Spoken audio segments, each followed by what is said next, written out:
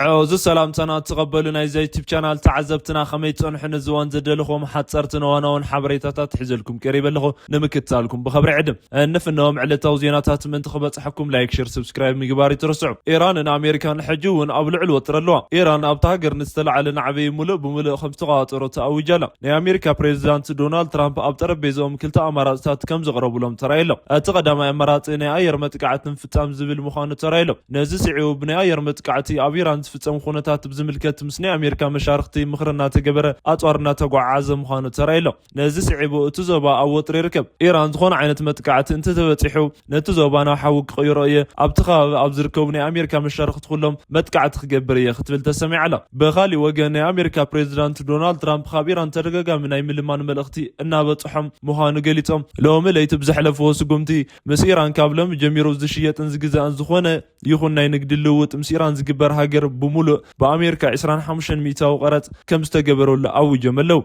توطري እና ገደዳ ኣብዝ መጸል ዘሎ እዋን استفلل حدشت حبريته تتلو بزرزر كتسمعوا مخون بخالي وجن بريزيدنت ኢሳያስ አፈወርቂ እና አብይ አሕመድ ምሕዳር ሰነፍ ፈራህ ለማ ንንሱሱዕን ኢሉ ገሊጾ በሰንፋኖ አፍዝ በመሐራኸሙን ኣብ ትግራይን ኦሮሞን ሶማሊን ዓፋርን ኩናት አውጀለ ኢሎም እትና ሻዕቢያ ሰብ ሓደን ኣዲዩ ዝበሃል ምስ ኤርትራ ቴሌቪዥን ዝገበሮ ቃለ መጠይቅ የዘራርበሎ ክትሰምዑ ወይኹም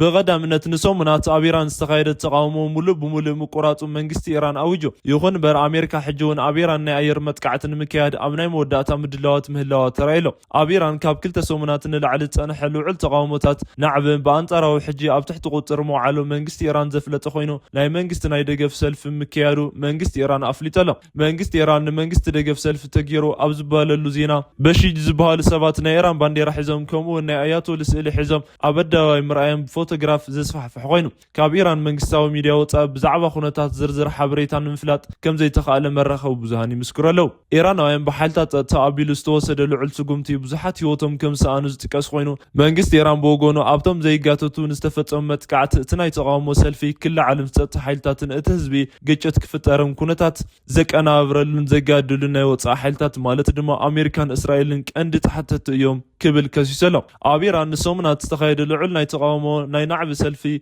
مودو انتمال ان منغست ايران ناي دغف سلف تخايدو يو بزبل مستنجر اياتولا على تمال ابيراو ناي ايران تلفزيون بممصا مغلط يبملو توم ناي ايران لاعلواي مرح اياتولا علي ا مغلط يوم ايران ناي نهاجرم زلوم دغف مغلاصم حجوز مخانم غليصم كابزب تقران غنا اتناي تقامو سلف نعبن امريكان كالوت ناي وصا حيلتات زقنابرو ابيران زي مرغا نفطارن زعلم مخانم بملعل ابتم زيغاتات نستفصم قتلتن وسب استتحزن شبرايان لهم تقصوم ناي وصا حيلتات اتمتقعتن فصام مغلጽ تقوم تصبصاب بتماساسالي نايت هاجر بوليس وناي ጸጥታ ሓይልታት ኣብ ሰልፈኛታት ገይሮም መስተባሃሉ መጥቃዕቲ ብዙሓት ንሞት ዘብጽሐ ብናይ ኢራን ጸጥታ ሓይልታትን ዝተወሰደ ስጉምቲ ፈጺሙ ዘይረብሕ ፕሮፓጋንዳ እዩ ክብሉ ኣያቶሊ ኣና ኣይሰመለው እዚ ከምዚ ኢልና ኣለዎ ናይ ኣሜሪካ ፕሬዚዳንት ዶናልድ ትራምፕ ኣብ ኢራን ልዑል ናይ ኣየር መጥቃዕቲ ናይ ፍጻም ኣማራጺ ኣብ ኢዶም ምዃኑ ገሊጾም ኣሜሪካ ወተደራዊ መጥቃዕቲ ንፍጻም ብልዑል ኩነታት እናተዳለወት ምዃና ዘመላኽት ርእይቶ መሃቦም ዝጸብጸበ USA Today ብወገኑ ናይ ዋይት ሃውስ ቃል ቀባሊት ዝኾና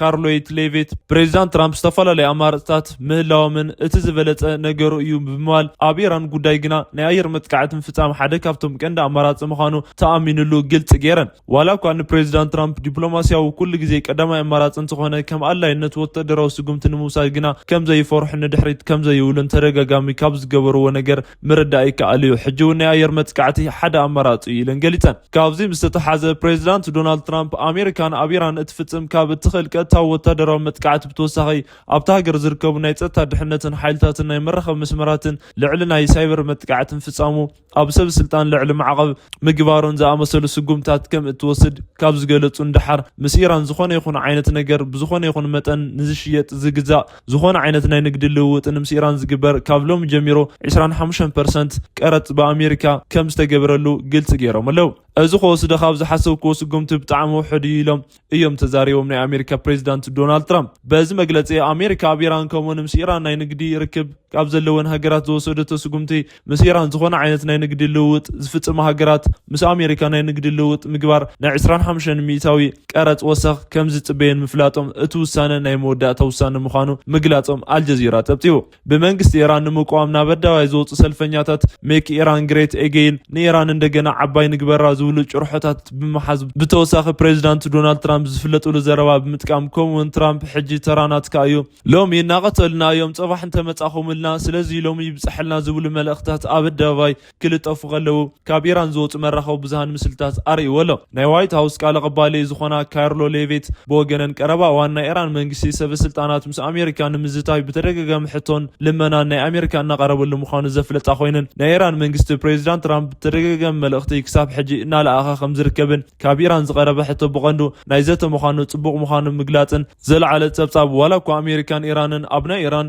ኒውክሌር ፕሮግራም ንምምካር ኣቐዲሙ ዝተፈላለዩ ፈተናታት ዝገብራ እንትኾና እቶም ዘተታት ከይተሳኽዑ ምትራፎም ኣዘኻኺሮም ካብ ኢራን ንዝቐረበ ናይ ዘተ ሕቶ ክሳብ ሕጂ ብወገን ኣሜሪካ ዝተዋሃበ ዝኾነ ይኹን ዓይነት መልሲ ከምዘየለ ብዝያዳ ኣሜሪካን ናይ ኣየር መጥቃዕቲ ብልዑል ኩነታት ምድላዋት ኣብ ማእኸላይ ምብራቕን እናገበረት ምዃና ተራእየሎ። ይኹን እምበር ናይ ኣሜሪካ ስጉምቲ ኣብ ኢራን እዚ እዩ ዝበሃል ዓብዪ ጥልዋ ክፈጥር ከም ዘይኽእል ርእይቶ ዝህቡ ናይ ኢራናውያን ኣሜሪካውያን ቤት ምክሪ ፕሬዚዳንት ጀማል ኣብዲ ብተቃራኒ ኣብ ኢራን ቅድሚ 2 ሰሙናት ዝተንቀሳቐሰ ናይ መንግስቲ ተቃውሞ ንዓብ ስዒቡ ናይ ኣሜሪካ መንግስቲ ከምኡውን ፕሬዚዳንት ትራምፕ ምስ ኢራን ድርድር ንምግባር ኢራን ኣብ ወጥሪ ውሽጢ ስለ ትርከብ ኣብ ልዕሊ መንግስቲ ኢራን ብቐሊሉ ፀቕጢ ንምፍጣር ንኽእል ኢና ዝብል እምነት ዘለዎም እንተኮይኑ ናይ ኢራን መንግስቲ ግና ኣብ ዝሓለፈ 2 ሰሙናት ካብ ዝነበሩ ወጥሪ ሕጂ ናብ ዝሓሸ ኩነታት እናተሰጋገረ ከም ዝርከብን ነቲ ንዓብ እናተቆፃፀሮ ከም ዝመፅን ብምዝኻር ምናልባት ንፕሬዚዳንት ዶናልድ ትራምፕ ወታደራዊ ስጉምቲ ግዜኡ ዝሓለፈ ይመስል ኢሎምዎ። ናይ ኣያቶላ ዓሊ ምምሕዳር ንወታደራዊ ዝደለኹሞ ዝኣክል ስጉምቲ ብዝደለኹሞ መጠን ውሰዱ ብምባል ትእዛዝ ምሃቦም ስዒቡ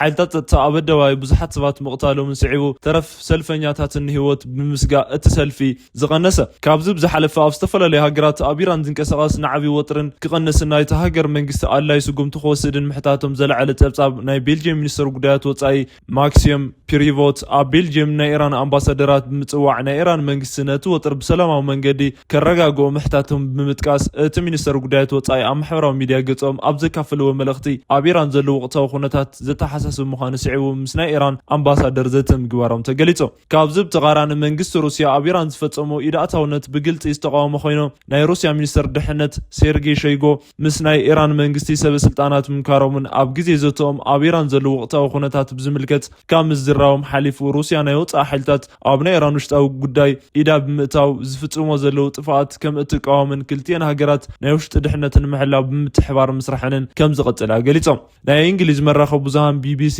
ኢራንን ኣሜሪካን ካብ ሕጂ ንድሓር እንታይ ዓይነት ወታደራዊ ኣማራፅታት ኣለውን ዝብል ኣብ ዘውፅኦ ፀብጻብ ኣሜሪካ ኣብ ኢራን ክህልዋ ዝኽእል ኢዳእታውነት ብዝምልከት ንፕሬዚዳንት ዶናልድ ትራምፕ ዝተፈላለዩ ወታደራዊ ኣማራፅታት ከም ዝቐረበሎም ገሊፆም። ኢራን መጥቃዕቲ ካብ ዝተፈፀመላ ናይ ሕማቕ ስጉምቲ ከም እትወስድ ብወገን ምሓላ ገሊፆ። ኣብ ዝሓለፈ ወርሒ ሰነ ኢራንን እስራኤልን ን12 መዓልታት ብልዑል ኩነታት ተዋጊአን እየን። ኣብ መወዳእታ እቲ ውግእ ናይ ኣሜሪካ ሓይሊ ኣየር ኣብ ኢራን 3 ናይ ኒውክሌር ማእኸላት መጥቃዕቲ ምፍፃሙ ይፍለጥ። ኣብ ኢራን ህዝባዊ ተቃውሞ ክለዓል እዚ ናይ ሕጂ ናይ መጀመርያ ከም ዘይኮነ ዝገለጸ ኮይኑ ካብዚ ቅድሚ ሕጂ እውን ተቃውሞታት ተላዒሎምን ብመንግስቲ ናይ ሓይሊ ስጉምቲ ተደፊኖምን እዮም። ትራምፕ ናይ ኣሜሪካ ጦር ኣብ ኢራን መጥቃዕቲ ተፈጽሞ ትእዛዝ እንተሂቦም ዕላማ ዝግበር ናይ ኢራን ሓይሊ ወታደራዊ ክንፊ ዝኾነ ኣቤታዊ ዘብ ይኸውን። ናይ ኢራን ጠቕላሊ መራሒ ኣያቶላ ዓሊ ናይቲ ቅትለት ዕላማ ከም ዝኾኑ ቢቢሲ ገሊጹ ኣሎ። ስጉምቲ ብምውሳድን ናይ ሕማቕ መልሲ ከስዕብን ከም ዝኽእል ዝገለጸ ኮይኑ ናይ ኢራን መንግስቲ ትካላት ናይ ዶናልድ ትራምፕ ክስደቱ ዘይደልዩ ከዳዓት ኢሎም ወለው። ናይ ኣሜሪካ መጥቃዕቲ ተፈጺሙ ንጹሃን ሰባት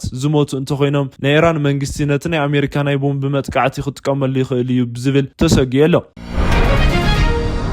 ፕሬዚዳንት ኢሳያስ ኣፈወርቂ ንምሕዳር ኣብዪ ኣሕመድ ሰነፍ ፍራሕን ለማናይን ስሱዕ ክብል ገሊፅዎ። ብሰንፋና ኣብ ልዕሊ ህዝቢ ኣምሓራ ከምኡውን ኣብ ትግራይን ኣብ ኦሮሞን ኣብ ሶማልን ዓፋርን ኩናት ተኣውጁ ከም ዘለን እውን ገሊፁ። እዚ ፕሬዚዳንት ኢሳያስ ኣፈወርቂ ምስ ቴሌቭዥን ኤርትራ ዘካየዶ ቃለ መጠይቕ ኣብዚ እዋን ዓብዪ መዘራረቢ ዛዕባ ኮይኑ ኣሎ። ቅድሚ ሒደት ዓመታት ኣብ ልዕሊ ህዝቢ ኢትዮጵያ ብፍላይ ድማ ኣብ ትግራይ ብሓባር ዘመቱ ዝነበሩ ሻዕብያን ብልፅግናን ሕጂ ኣብ ከቢድ ምፍጣጥ ከም ዘለውን ይፍለጥ። ናይ ወፃን ውሽጥን ተዓዘብቲ እዞም ክልተ ኩናት ጠመቕቲ ኣካላት ዳግማይ ንህዝቦም ናብ ህልቂት ከምርሑ እዮም ካብ ዝሰግኡ ጸኒሖም እዮም። ብወገን መንግስቲ ብልፅግና ብቀዳማይ ሚኒስትር ኣብዪ ኣሕመድን ኣቢሉ ኣብ ባይቶ ኣብ ዝገበረዎ መደረ ይኹን ብጀነራላት ካልኦትን ሰበስልጣን ፕሬዚዳንት ኢሳያስን ሻዕብያ ናይ ፀርፍን ነቐፌታን መለማመዲ ኮይኖም ኣለው። ፕሬዚዳንት ኢሳያስ ምምሕዳሩ እውን ዝተፈላለዩ ግዜያት ካብ ሰበስልጣናት ብልፅግና ዝቐረበሎም ዘለፋታት መልሲ ክህቡ ጸኒሖም እዮም። ሎሚ ድማ ባዕሎም ፕሬዚዳንት ኢሳያስ ምስ ቴሌቭዥን ኤርትራ ኣብ ዘካየድዎ ቃለ መጠይቕ ብዛዕባ ኤርትራ ጥራይ ዘይኮነስ ብዛዕባ ሱዳንን ኢትዮጵያን ብዙሕ ተዛሪቦም ኣለው። ኣብቲ ቃለ መጠይቕ ንመንግስቲ አዲስ አበባን ብልፅግናን ዝገለጹሉ ቃላት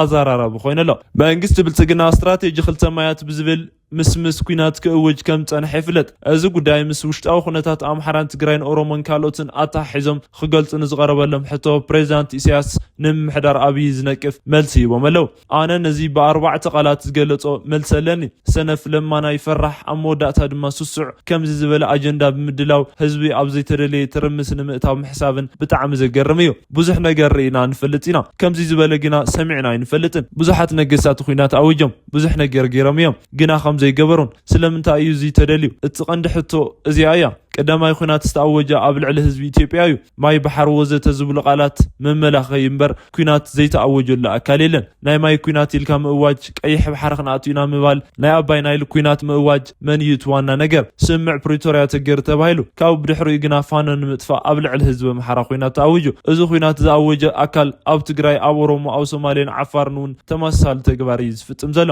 እዚ ናይ ማይ ጉዳይ ናይ መወዳእታ መምኽኔታ እዩ። ሕጂ ብሎቢስታታት ኣቢሎም ብዛዕባ ቀይሕ ባሕሪ ዝገብርዎ ዘመተ ቁም ነገር ገይሩ ዝሰምዖ ሰብ እንተሃልዩ ትዕግስተኛ ኢኹም ጥራይ እዩ ዝበሃል። ናብ ከምዚ ዝበለ ትርምስ ዝኣቱ ኣካል ድማ ሰነፍ ጥራይ እዩ ዝበሃል። ሰነፍ ለማና ይፈራሕ ስሱዕ እዚ ጥራይ እዩ ዝገልጾም። ከምዚ እናበለ ክዛረቡ ሱስ ኮይንዎም ኣሎ። ናይ ሱስ ሰዓት ፈራሓትን ሱስ ድሮን ካብዚ ኣምፂና ድሮን መፀ ድሮን ኣለና ይብሉ። መን እዩ ዘምፅኦ? መን እዩ ዝኩሉ ሴራ ዝጎናጉነን ዘሎ? እቲ ገንዘብ ካበይ እዩ ዝመፅእ? መን እዩ ተሸይጡ? ኣነ እዚ ናይ ብልጽግና ኣጀንዳ ጥራይ ኣይኮነን ዝብል ናይ ካልኦት ኣጀንዳ እውን እዩ። ከበራት ተኸታተልና ሎሚ ዘደለና የምርስቶ ጉዳያት ኣብዛዚምና ኣለና። ላይክ ሼር ኮመንት ምግባርን ቻናልና ዘለኩም ደገፍ ብምግላጽ ከምዘይ ትርስዑና በልና። ብኻልኦት ተመሳሳሊ ሓበሬታ ክሳብ ንራኸብ ሰላም።